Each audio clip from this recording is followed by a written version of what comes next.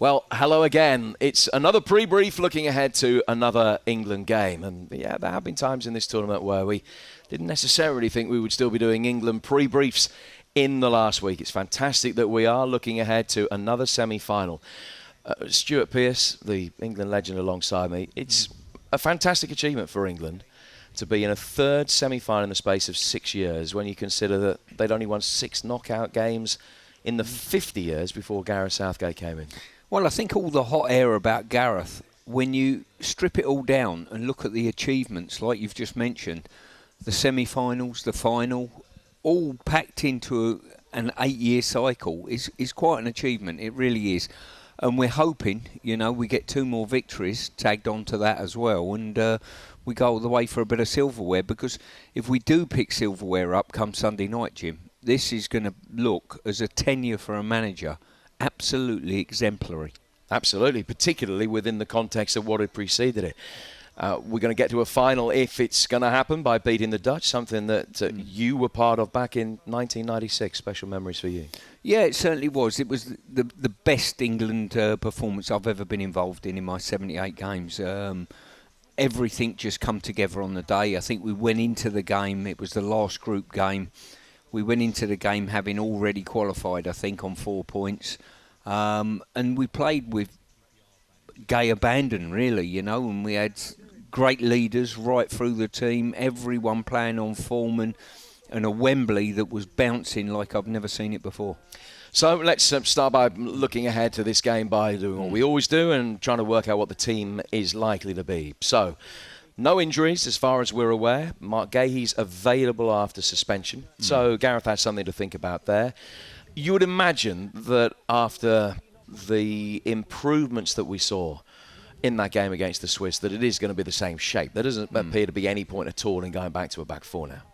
No, I wouldn't have said so, unless he's seen something with the Dutch lineup that he thinks that this shape is going to be a little bit redundant. From a fluency point of view, I think we both sat there watching the last performance and thinking, this looks more natural. It really did. From playing out from the back to some of the interactions between the players and playing through the lines, it was so much better than the games we saw before that. So I, like you, I think there'll be no need to change the shape and run the shape out again. The one rider that I put to that is that he matched up the Swiss by playing 3-4-2-1. Now the Dutch play with a back 4. So you don't think it'll be in his thinking that, okay, well, I've matched the Swiss up, I will need to match the Dutch up? I think we were thumbing for a performance, and we were desperate for a performance that was better than the 4 that went previous to it.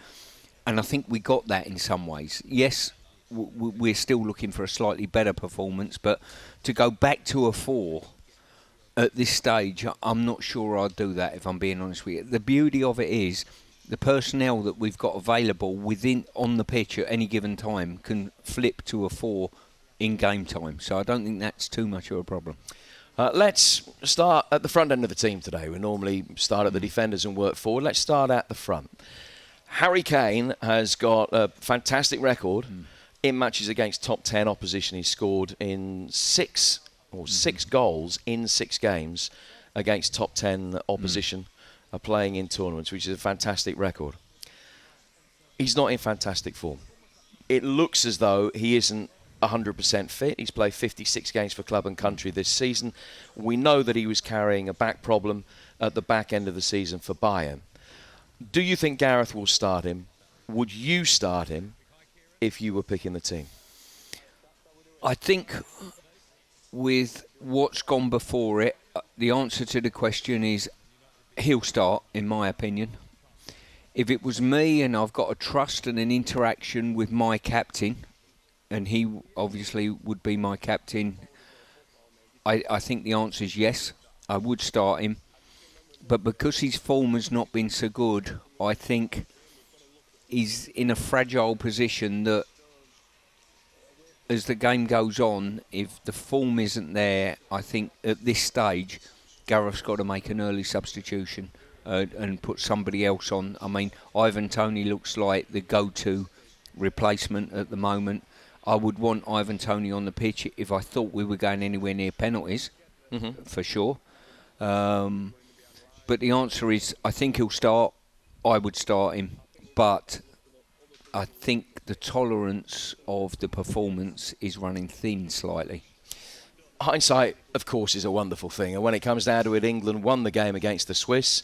So anything that happened really, to an extent, doesn't matter. But should a change have been made long before it was? Because Harry lasted 109 minutes. And you'll remember that he came off because he got pushed by Akanji and he had that freak collision, really, when he ended up hitting the big drinks box with his ankle. They couldn't make the change quickly enough. There was no turning around. You were right, Harry. It was straight away, right, Ivan Toney comes on. But that was 109 minutes into the game. Yeah. Should that change have been made in regulation time? I think probably yes, in hindsight. Certainly looking back now. What I would say as well, I didn't know whether he was trying to keep Harry on the pitch for the penalty situation. I didn't know whether that was in his mind or not. I, like you, found it really surprising that as soon as he come off the pitch and hit the deck, there was no how you're going to be. It was just almost get up, get on quickly before he gets up and tells us he's all right. It was that scenario. So it makes you wonder whether that was up their sleeve already. They were just waiting for the right time to make that substitution.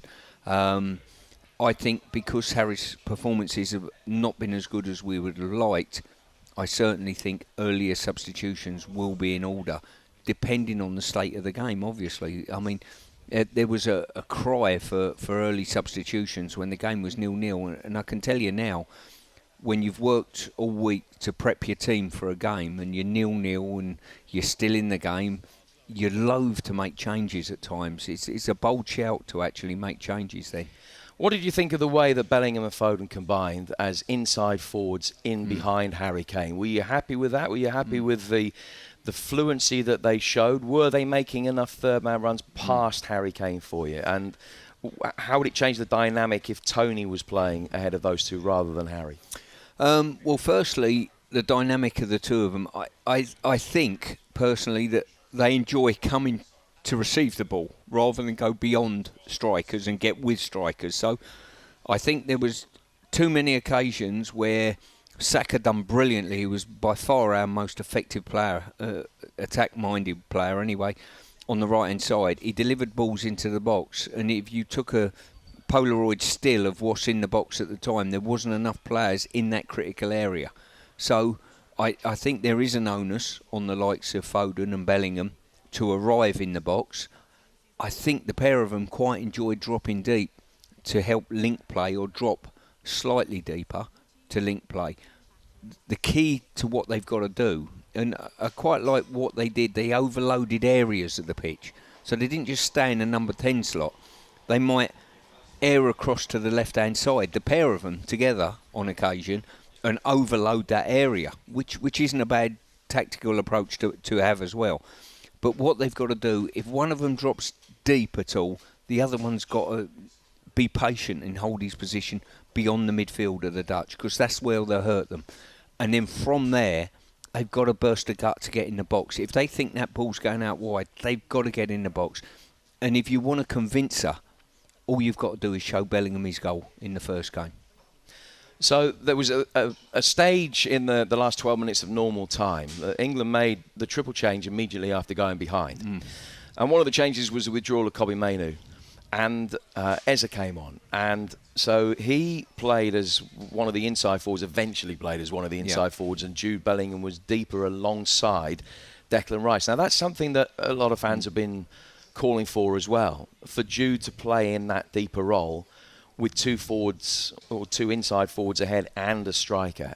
How did you like the balance when England were playing with that shape? And is it something you would ever contemplate starting a game with, playing Jude there and having, say, Palmer and Foden in behind a striker? I think what you've got to do is convince Bellingham to play further back, and that's not going to be an easy convincer. He's had great joy this season playing for Real Madrid, and we spoke this pre-tournament about where he might play in the midfield makeup. He wants to play further forward. I think he wants to score goals. So if he wants to do that, he won't see it as a promotion, dropping back alongside Deck on occasion. So I think that's going to be the most difficult thing, to convince him that the team needs you to do that on occasion. I think that'll only come about if we're chasing the game. So hopefully come Wednesday night, that change doesn't get measured as such. If he drops back there, I think we're getting offensive players on the pitch. I think we're losing the game. And that is a scenario we don't want, Jim. From a team aspect, I think it would look quite nice, actually, because Palmer's done so well when he's come on. And to try and get him in the team is so difficult because, you know, certain players have done okay. You think that Foden and Bellingham, their form slightly lifted in the last game than it was in previous games. So you don't want to leave them out. Saka's was our most offensive player and the best player on the pitch in an England shirt, in my opinion. So all of a sudden, you've got to try and find a place for him by fiddling around. Mainu done quite well in the game as well, I thought, you know. So it's quite a difficult one, but the key is going to be, as it always is, as we always talk, Jim, the substitutions. Get them done early when you can and make sure they are effective. I knew as soon as we went a goal down or a goal up, the subs were coming on immediately. More so probably than a goal down than up, but you knew something was going to happen very quickly. And I'm just pleased. That's exactly what happened. It was instantaneous, wasn't it? I mean, there's been a lot of clamour for Cole Palmer to start games, more so when England were playing with a back four. It wasn't as prevalent when it was obvious that the shape was going to change. It was going to be a three. Not many people were talking about it, and that was strange in a way on the back of another impressive performance. Well, he's got another impressive performance under his belt now. You think he's kind of cast in the role of excellent impact substitute, because apart from Fulkrug, I mean, it's hard to think of too many other players that have come off the bench and been able to affect it in the same way that Cole Palmer has been able to do. Well, there's no doubt about that. We've got an outstanding substitute that's come on and influenced the games. He's come on, he's been magnificent, to be fair. And the only reason there wasn't a clamour, I believe, in the last game why he wasn't starting is because we changed shape. And that almost smokescreened some of the media, individuals that probably sort of took their mind off of what team might start because we were changing shape. So they thought, OK, fine, we'll live with that. But listen, he is on such good form at the moment. He's got such arrogance on a football pitch that if he doesn't play a real large part of this game, it'll be quite disappointing for us, I think, because he looks a match winner himself. OK, let's move to the defensive line then. So you've got a decision to make on the left of the three centre-halves. Mark Gahey started the first 4 games, got himself suspended. Ezri Konsa came in. I think we both thought, you particularly, that he'd done really well. But you've also got Luke Shaw, who's now got 45 minutes of tournament football behind him, having not played for England for more than a year and not played at all since the middle of February. So all of a sudden, Gareth has got a decision to make. And I suppose Shaw's going to be his first call. Does he bring him in? If he brings him in, does he play him on the left of the 3, or does he play him at left wing back? And then he makes his next decision on the back of that first one. So what do you do with Luke Shaw? Firstly, how he's come out the game physically will be a big driver from Gareth's point of view. I think it's too much of an ask, and I think in what we've got at the makeup of our team, it would be too much of an ask for him to play left wing back. That is a physically demanding role, and I'm not sure where he is at the moment, and if you're going to start him, that is a role for him at the moment. So if you're talking solely on Luke Shaw's progression, you would say probably left side of a 3 would be ideal for him. But I think we've got 2 other players that are ahead of him on form and fitness. So I don't see him starting there. So I think he'll be on the bench again.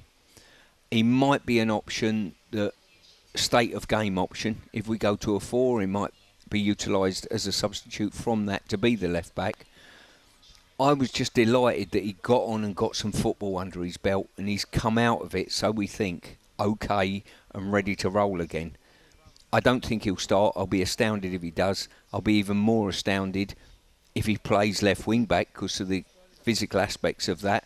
I'll be even more astounded if he keeps the 2 boys we talked about out the team because their form's been very good. And that's what you want at this stage of the game. I think he'll go back to Mark Gahey, I think. But I wouldn't be disappointed if he didn't and played Konsa. The one thing that you get with Shaw that we haven't seen from Gahey or Konsa, and a lot of that has been due to the state of the game. But the one thing you saw from Shaw within 4 or 5 minutes of him coming on was making an overlapping run from centre half. Now, neither of the other guys have got a reputation for doing that. They don't need to so much at club level. And it'd be harder for Gahey to have done too much because he's playing a lot of his club football in a back four. But it was just fantastic and enlightening to see Shaw making those runs forward, because it was completely at odds with what we've seen from England throughout the course of this tournament so far. Let me tell you this, Jim.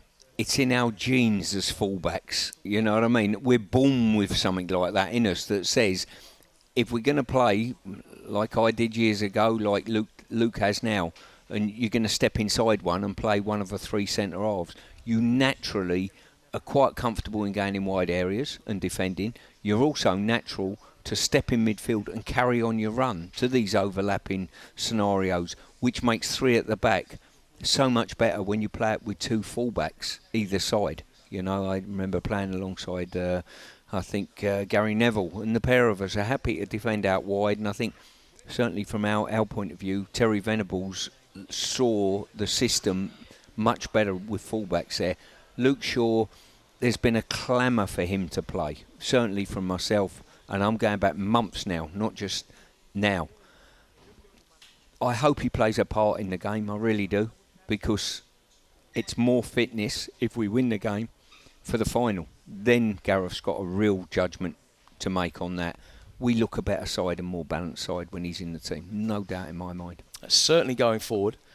Defensively, England can expect to have 2 different types of tactic to face in the game on Wednesday night. We expect the Dutch will start with Memphis Depay up front and with Bergwijn wide. That's what they've played the last couple of games. Bergwijn's come off at half-time in both of those. Depay has then moved wide, and they brought Weghorst on up front. And I know that you feel that Wout Weghorst's not necessarily prolific, but he might be able to ask questions of an England backline that don't necessarily have, huge, prodigious ability in the air defending that kind of ball inside the penalty area. Yeah, he's a totally different option. He is a throwback. I would rather him start the game, because I think the Dutch won't be in a mode then to go from back to front readily and put the ball in the box readily. So I think that would suit us. I think they'll deal with Weghorst if he's in general play, not a problem. If he starts on the bench, chances are when he comes on and joins the game, I'm hoping England will be in front. If England are in front, the Dutch will be going from back to front quite readily and picking up bits around Weghorst. It's obvious they will. He's that type of player. And that would worry me a little bit more. I'd rather have him starting from England's point of view and we nullify him, rather than him coming on as an impact player that the rest of his teammates think we've got to get it in the box now. You say that would worry you. What would be the biggest worries? What are the areas where you think that he could really damage him? Well, first contact, straight away, and second contact. He might keep things alive in and around the box. Now, there's been times at this tournament and times prior to that when balls have come in the box, and I think we've looked a little bit nervous, if you like, and not dealt with it brilliantly. I think Konsa done particularly well in the last game in regard to getting first contact with balls in the box, and that will be a concern for me, that sort of first phase stroke second phase scenario. So you've got the potential that we expect that Weghorst will come off the bench, and England might mirror that by bringing Konsa on, particularly at that stage. Is that a change you can see happening? I think it's an option, without a doubt, and it just depends probably at that stage. State of game could be a scenario. It could also be a change that sees Luke Shaw come on as a wing back at that stage to bolster up a sort of back five, if you like. But I wouldn't be against that if we're defending our box. The physical stature of Konsa certainly impressed me in the last game. He's got a little bit of pace about him as well, and he dealt with any speed merchants that come on the other night. So I could see that being the case. So, to recap then, you're expecting just the one change, really. It's likely to be Gahey coming back in for Konsa, as he's available again after suspension, but you think that'll be it? I think so, yeah. I think it's too big a call to not do that. I think we'll raise eyebrows if Palmer's in the starting lineup, but I think in a lot of quarters, I think people would welcome that, to be quite honest with you. But where'd you put him in a 3-5-2 scenario? The bottom line is the only place it can go is probably left wing back, without leaving somebody out that I don't think Gareth's going to do. And you're not going to start Palmer as a left wing back, that is for sure. Are you confident? I am. I think I can see it going all the way again. I really can. I can see it going to penalties. And I have an inner confidence with penalties, as you well know. Yeah, absolutely. And to be fair, if it does, if you give me the option now, we're going to a penalty shootout, would I take it? I'd shake your hands now and say, yes, I would. Yep, you and me both. Well, let's see what happens. It is England against the Netherlands in the Westfalenstadion in Dortmund. We will know who they will be playing 24 hours before that, setting up the final, we hope, on Sunday in Berlin. Our build-up is going to be starting at 6 rather than 7, a 2-hour build-up. Kick-off at 8. Every kick live with passion from Dortmund. And here's hoping that we're back for another pre-brief ahead of the weekend.